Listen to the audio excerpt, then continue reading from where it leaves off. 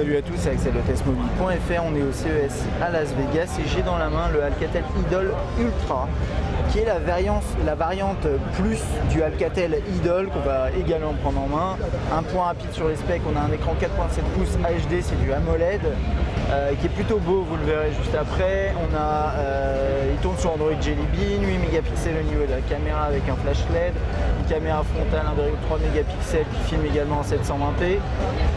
Je crois pas qu'il soit dual SIM celui-là, comme les autres terminaux Alcatel qu'on a pu voir, non, d'après ce que je vois, non. Processeur dual-core 1,2 GHz et on a 13 Go de mémoire et j'ai l'impression qu'il n'y a pas de possibilité d'augmenter via micro SD. Alors, il y a autre chose à remarquer au niveau de cet appareil, c'est la finesse.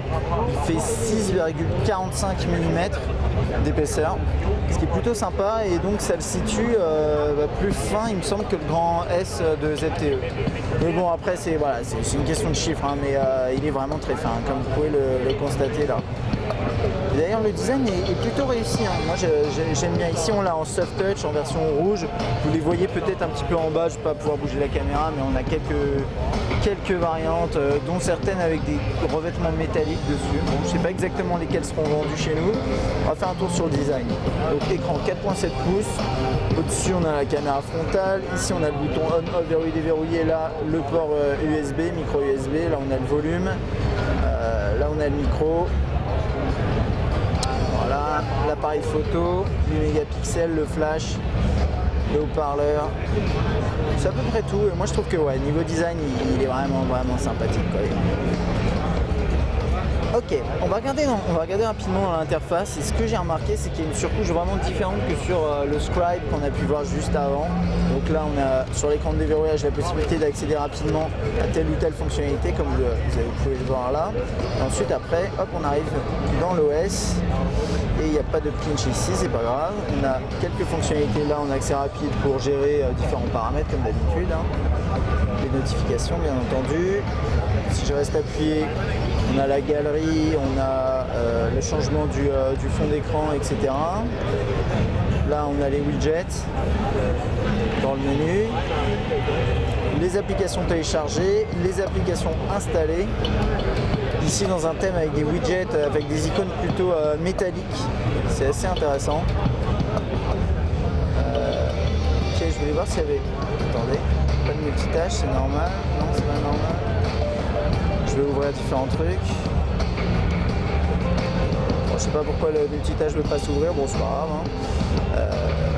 Ok, on va regarder 2-3 applications quand même. Voilà, donc là on a ces claviers Android de base, mais avec peut-être quelques personnalisations au niveau de l'interface sur le haut. On a au niveau de l'appareil photo. C'est l'interface dans ICS et Jelly Bean de base. Voilà, et comme il faut sous Jelly Bean, on a le mode photosphère également. Là, la caméra, elle a l'air un peu défaillante parce que vous voyez, c'est très bleu à l'écran. Mais bon, ça c'est, oubliez pas, c'est des appareils prototypes, hein, sur ces salons-là. Il ne faut pas se baser là-dessus, hein, pour juger les terminaux. Qu'est-ce qu'on a d'autre? On va jeter un œil au clavier. Voilà, avec ce clavier-là. On n'a pas les modes de saisie texte là-haut, je sais pas pourquoi, donc a priori ça veut peut-être dire qu'on n'a qu'un seul clavier installé, étrange. Je sais pas trop. Au niveau de la musique, c'est du grand classique comme sur le Scribe. Quoi d'autre? La galerie rapidement, voilà, c'est la galerie de base. Donc d'après ce que je vois là, c'est vrai que quand je suis arrivé sur l'appareil, je me suis dit, ah tiens, une surcouche vraiment différente. Et en fait finalement c'est un appareil qui a une petite surcouche mais vraiment très légère.